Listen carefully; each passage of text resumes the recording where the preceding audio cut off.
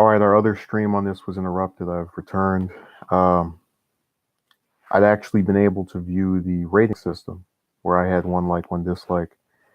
And I'm reminded of why I disabled ratings because I think that if there's going to be opposition to anything I say or do, the people who have the perspective of being opposed to it should be able to articulate why they don't agree with whatever I have to say.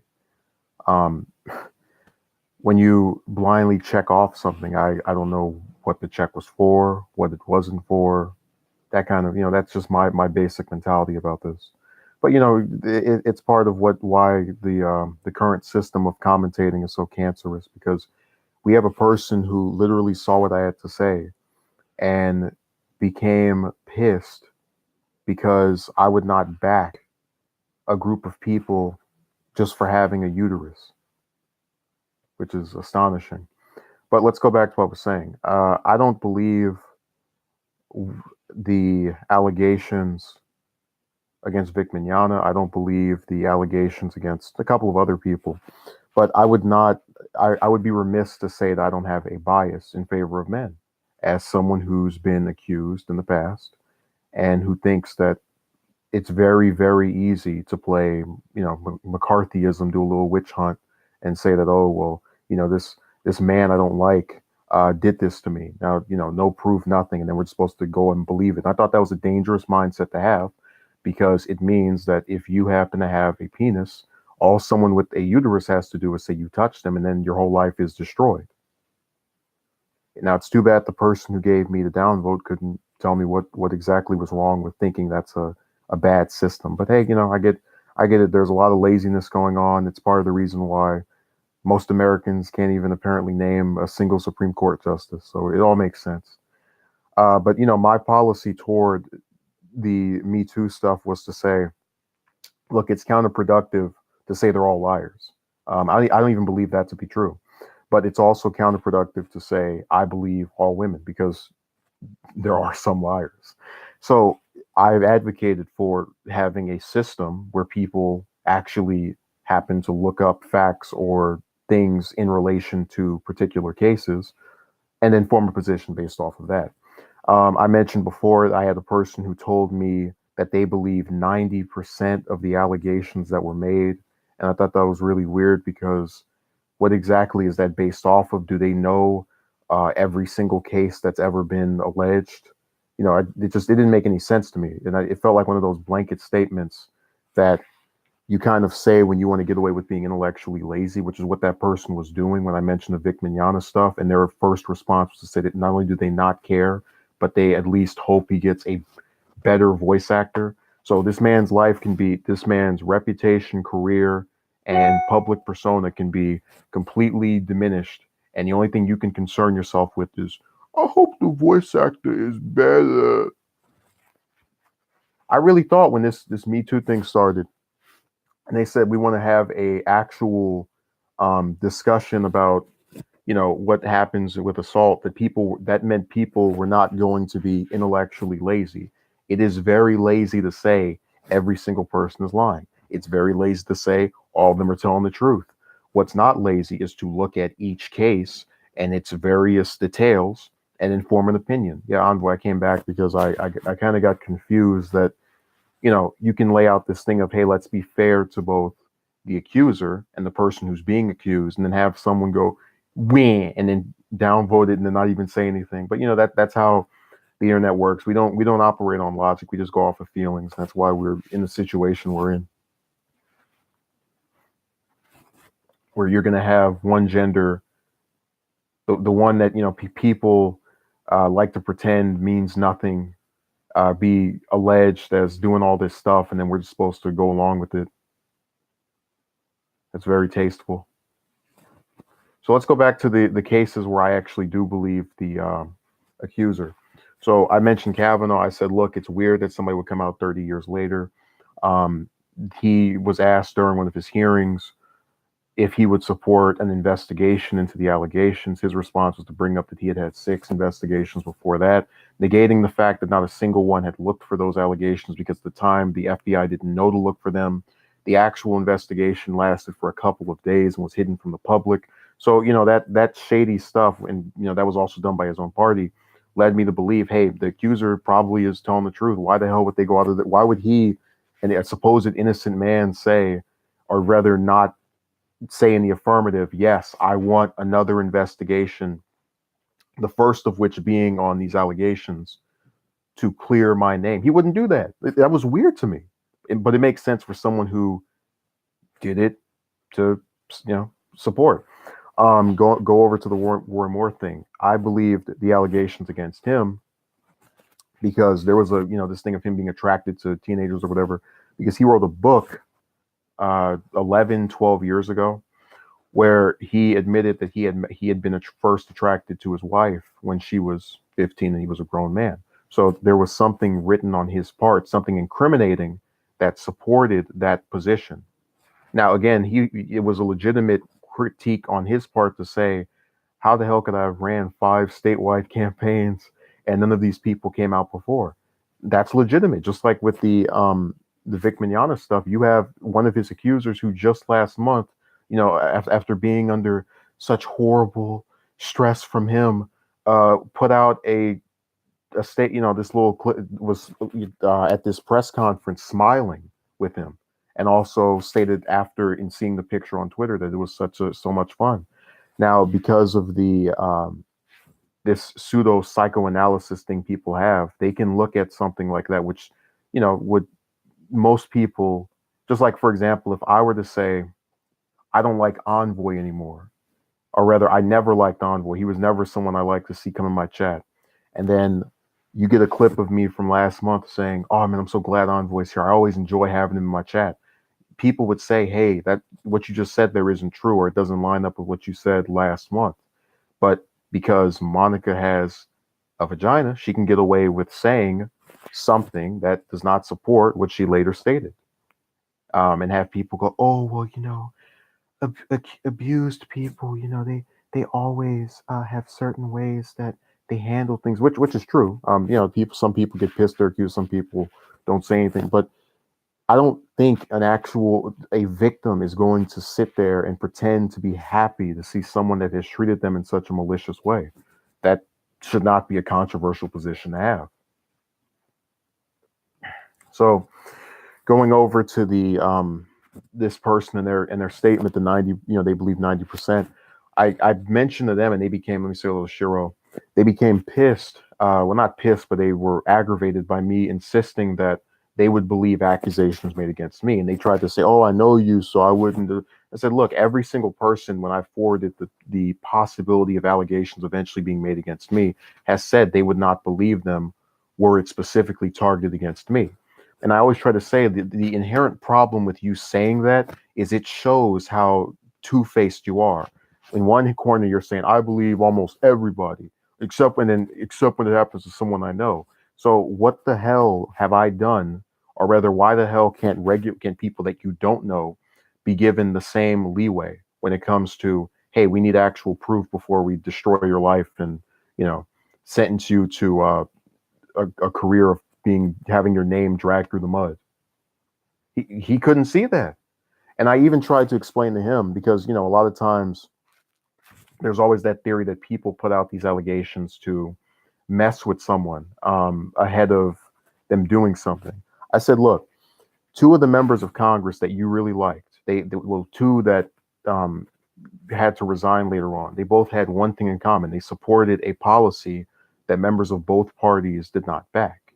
So could it be possible that they were specifically targeted for being among the few members of Congress who backed this particular policy?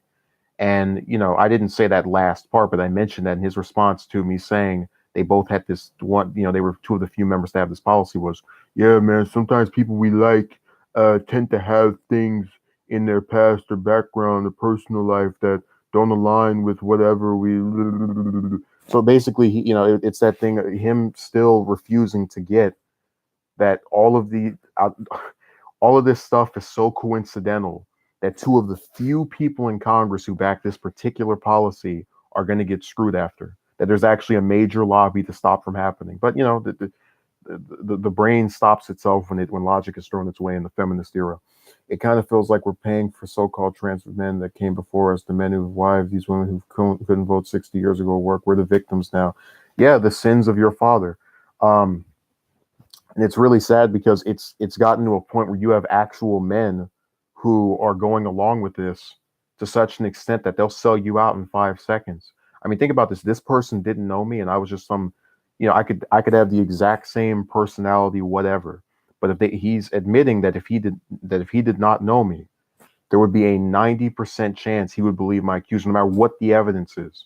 And no one thinks that's crazy. No one, like, I sat this is back when the Cosby thing was going on. I sat this person down, right? This female. And I said to her, you really are going to believe all of these allegations because of the number of people who are saying it. So if I, tell you that I can get 30 other people to say the sky is orange, you'd buy that too? And of course, she would say, no to that. But my point is, it seems like anytime there's something relating to human interaction, there's this weird suspension of logic because, you couldn't, I couldn't go up to Envoy and tell him, uh, I'm going to get 5 people to say along with me that, I don't know, your toenails are going to turn green in 2 years. He would instantly say, that's weird. What are you talking about? But that same kind of, hey, you can't goad me by having a bunch of people say the same thing doesn't apply to any of this stuff happening now. And I laid out the Kavanaugh and the Moore examples as cases where, again, in spite of my admitted bias, I believed the people who were saying it based off of what the facts were relating to the case. But it seems like this same kind of mentality is not being articulated or otherwise supported by these feminists. I think some of these men buy into this because they want to get laid. Yeah, but I've seen, and that's actually a good point, Envoy. They don't realize there's nothing there for them because I have seen the way that that these men, what they end up getting, which is basically, thank you for selling out another man, high five, and then that's pretty much it. I mean, it's kind of like when you think about how disturbing it is, even that you would actually be willing to go this far. Because think about this: if you're a lapdog for this group and you believe all their allegations, no matter what, you're going to sell out every single other man just so you might get with one woman. And again, from what I've seen, they don't even get that. Hell, remember what happened with Anthony Bourdain, where he believed the accusations that his girlfriend was making, and then she was photographed with some other dude, and then you saw that what he did to himself. But you get that point that he supported the feminist agenda, and then still ended up getting stabbed by the same liberated person who thought it was a good idea to cheat on him. There's some in the show that actually liked on the opposite. LO, it's bizarre when you think about it. Oh no. What I don't understand is that people still think ideology matters. Like, I was looking at one of these posts where they're saying that these people are right-wing trolls or whatever. I'm like, there's a whole bunch of people who are Republicans or right-wing or whatever that get screwed. Look at all the Republicans in Congress that have wives. A lot of times before they even ran for anything. Look at all the Democrats that signed all of that anti-civil rights stuff, with the Southern Manifesto. Pretty much everybody who signed that was married except for like one person, maybe. So no matter what way you swing as far as your ideology, it doesn't matter. Because that there's no such thing as a gender with the collective conscience. That's why there are some men who do some really evil, horrible things to women. There are some women who do some very horrible things to men as well. But it's just funny whenever these people present this doomsday scenario of all men are whatever, all women are this. And a lot of times you get accused of being sexist if you say women do this, but then women don't get accused of being sexist for always believing another woman over a man just because they happen to both be the same gender. Not because she has, they all have proof of any of this stuff. And I love how if you go on Jamie Marchi's Twitter account right now, she's pretending as though there's no such thing of proof other than just a video. Like there's no such thing as DNA swabs, which could happen if you were actually assaulted and you didn't wait 30 years to say anything. There's no such thing as the person admitting it in text or just anything, because we don't actually need to see you get assaulted by the person. If the person says, "Yeah, I did this," that's enough. But again, that's how like warped these people's minds are.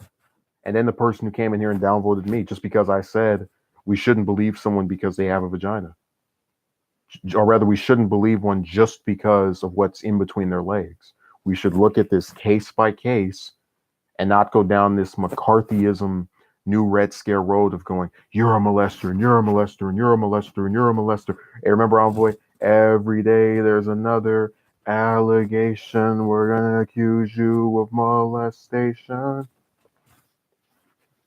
That's one of the best quotes. I think he said there's no such thing as a gender with the collective. Yeah. I mean, like, that's why you still have all of these guys that talk to women after all the things, you and I have experienced with them, which didn't even have to do with allegations, but you saw them lie, and pretend that things weren't the way they were. Now, it wasn't on the same level, but you get the idea. They can do anything they want to me, or any other man, collectively, and then they'll still be able to get men who talk to them and flirt with them and try to appease them in every manner. There are some guys who genuinely think backing these feminists is going to get them a girlfriend. And there might be one person who actually is able to do that, but you got to ask yourself if this person thinks she can do whatever she wants, including, destroy someone's life without any proof. You got to ask, how does that bode, if that bodes well for you and her and your supposed future together? But again, people just don't want to put themselves in the shoes of the victim, which is a man who has been accused falsely, regardless of what someone tells you. And I just wish they'd figure out that this is a dangerous path we're going down. If we truly are getting to a point where the only way, or rather that your life can get destroyed, your reputation, just by someone saying something. I mean, is that really that hard of a thing to realize? Hey, that's not good. That's tough. No one understands that. I probably should have done the stream about the new prime minister questions. That was funny. Where last week they didn't have May and what was the other one? Corbyn. I can't believe I forgot his name. I blanked on him that was the biggest blooper ever. But it was funny because it felt like the B team. It reminded me of the old Justice League comic books where Batman and Superman weren't there, and then you'd have all the other characters, doing stuff, and they would rarely ever be on the cover because in the universe they're supposed to be the two busiest heroes. So that would have been more entertaining. But this isn't meant to be entertaining. It's just me just really trying to figure out why discussing this is so toxic, and in particular, why people will get mad if someone just says, "I don't agree with going and automatically siding with someone just because of what's in between their legs." I think the annoys upstanding guys. But the truth is, harassment on level is such a common thing, ruins it for everyone. Yeah, well, look, I'm not saying this to dismiss harassment. As I said earlier, I believe it happens. I think that when people say everyone's a liar, they're not thinking about this critically. It's being as intellectually lazy as the person who said they believe 90% of accusers. That same kind of crap. But what I am conveying to you is if these guys currently don't see the problem with a much more successful man having his name dragged through the mud off of things that are not having proof along with them, along with months of having other much more successful men have the same thing happen to them. I don't know what else to tell them. There's distrust between, yeah, for good reason. I mean, think about it. If you're a guy, you can literally have your entire life destroyed by someone just saying something about you. And I guess what I'm trying to get people to understand is, if I went on Twitter or any other social media website, right, and I said, this woman touched me, this famous woman touched me 10, 15 years ago, nobody would believe me. No one would. What would actually probably happen is someone would screenshot, my appearance and go, who would touch that? They would then cast doubts because they don't find me physically attractive, which is actually what they did to Christine Blasey Ford. Ironically enough, they like to defend her over attacks, but then when you have whatever, we can go into the hypocrisy. But they would take what I look like, say, oh no, that could never happen because you're so ugly, and then they would go, yeah, that didn't happen, and then just brush it under the rug. But I'm saying that level of hypocrisy they can't figure out about themselves. And I genuinely don't know what else to do than to just accept that there's a large group of people who are going to believe something just because the person who's saying it happens to have a uterus. Some people will go as far as to say you're lucky. Oh yeah. Yeah, male rape. That's what I'm saying, that there's like a whole bias against men in the US that people who had nothing to do with causing it are paying the price for. That all that stuff about the patriarchy.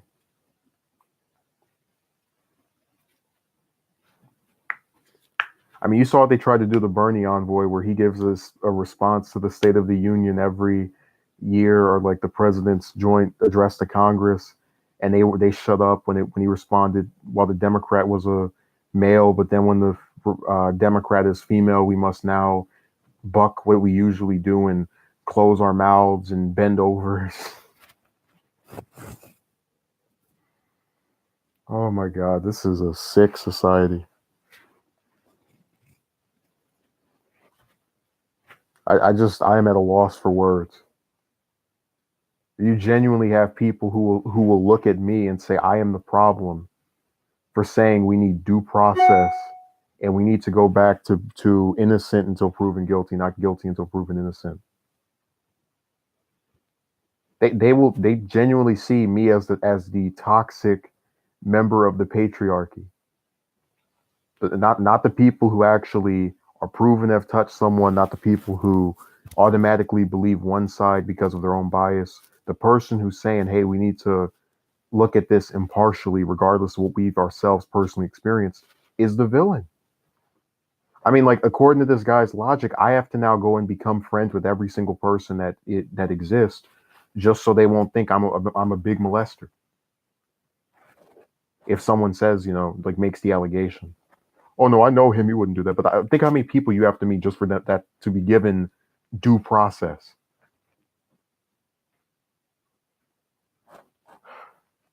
And then Monica Real is going to throw me and everybody else in Twitter jail for supposedly harassing her just by saying we don't believe you.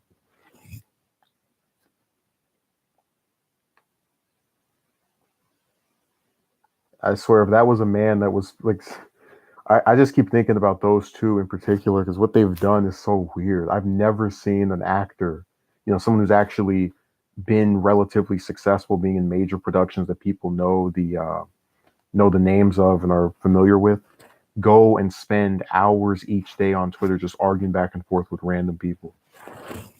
You're the villain because you don't blindly believe. But here's the funny thing: if I say assault me, how come they doesn't get believer off the bat? Why can't my word be enough? Hypocrites. Because it's a feminist-driven society. They don't want to give you the same rights as your female counterpart. And really, what they do to you, where they don't believe you initially, should be how they do these accusers. But your word is not good enough, whereas theirs is. Their word is like an indictment.